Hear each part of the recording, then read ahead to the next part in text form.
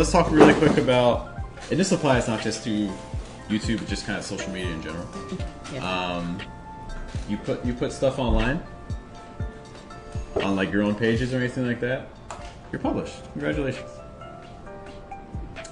If you're trying to get like journal publications or things like that, they are going to look down on posting on social media because they consider that already published content.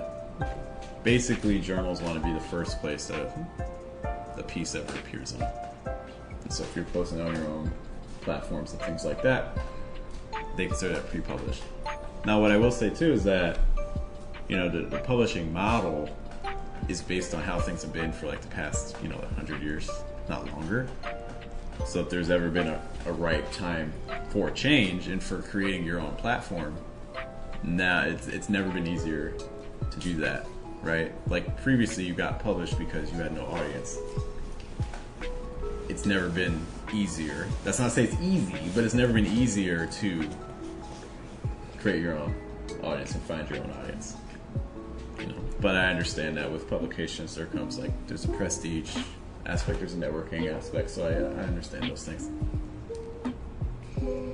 Well, and like some of the things that you may be competing for, like if I wanted a residency or if I wanted, then they want you to have so many published things. So if they're not looking at social media publishing as meeting that criteria, then I'm just trying to be judicious moving forward. There's still a lot of gatekeeping.